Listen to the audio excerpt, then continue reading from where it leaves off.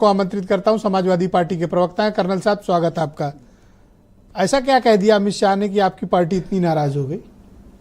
आपने अभी भारतीय जनता पार्टी के हमारे प्रवक्ता साथी की बात सुनी? ये कभी 20 साल के पीछे का खोदते हैं, कभी 50 साल के पीछे का खोदते हैं, कभी 300 साल का पीछे खोदते हैं। ये सिर्फ खोदते हैं। यहाँ तक कि सामाजिक सौहार्द खोद रहे थे और अब ये सामाजिक न्याय खोदने निकले। आप अगर याद करें तो 2015 में इसी तरीके से मोहन भागवत जी ने बिहार में एक स्टेटमेंट दिया था और उसके बाद इन्होंने माफी मांग ली थी और ये कसम खा रहे थे कि आरक्षण नहीं हटने देंगे चाहे कुछ भी हो जाए। देखिए, ये इनकी प्रक्रिया है, संघ का काम करने का तरीका है कि ये पानी टेस्ट करते हैं, अगर इनके हिसाब से है तो ठीक है, नहीं तो गड़बड़।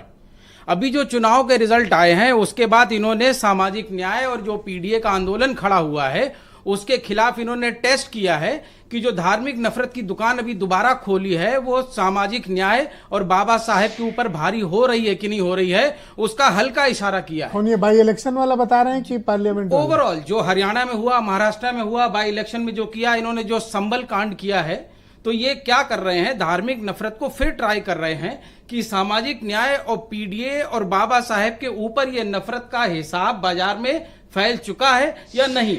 और इनकी तरीका देखिए, ये पहले हथियार चलाते हैं, जब इनको लगता है फेल हो रहा है तो माफी मांग लेते हैं। आज अमित शाह प्रेस कॉन्फ्रेंस में आ गए और उन्होंने ये महसूस कर लिया है कि पूरे देश में आग लग गई है, सामाजिक न्याय, पीडीए के हक हुकूक और बाबा साहेब के ऊपर 90% जो आबादी है वो समझौता नहीं करेगी। को तोड़ मरोड़ कर प्रस्तुत कर रहे हैं। उन्होंने कोई ऐसी बात नहीं की और जो कहा है वो सदन पे ऑन रिकॉर्ड है। उन्होंने कोई माफी नहीं मांगी, आप ये मत कहो। उन्होंने तो कहा कि कांग्रेस की निंदा की, उन्होंने आप लोग की निंदा की है कि आप तथ्यों को तोड़ मरोड़ कर पेश कर रहे हो। मुझे तो लग रहा है आज मीडिया से भी भीख मांग रहे थे कि हमें बचाइए, हमें संभालिए, देश में संदेश गलत चला गया है, हमारा वाला संदेश चलाइए। हम गृह मंत्री हैं, उनका वाला बंद करिए, वो विपक्ष में है। मुझे तो यही लगा कि उनकी घबराहट थी, थरथराहट थी कि जो कल बोल गए, जो कह गए, जो अंतरात्मा उनकी बोल गई वो गड़बड़ हो गई। इसमें एक और परिपेक्ष सुन लीजिए। लोग कह रहे हैं बाबा साहब भगवान है। भगवान है, बाबा साहेब पीडीए के भगवान है। 90% देश का आदमी बाबा साहब को भगवान के समकक्ष मानता है, भगवान मानता है और कॉन्स्टिट्यूशन को पूजा गृह में रखता है। इतना ही नहीं, आज के समाज के तबके में बड़ा समाज अपने बच्चों की शादी में संविधान की किताब रख के शादी करता है।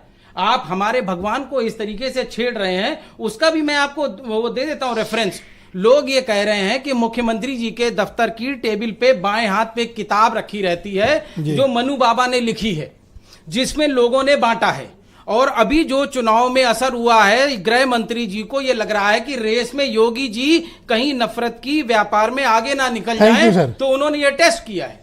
ऑलराइट, बहुत शुक्रिया आपका। मैं डिबेट को आगे बढ़ाता हूं और मेरे साथ के गौतम जी मौजूद।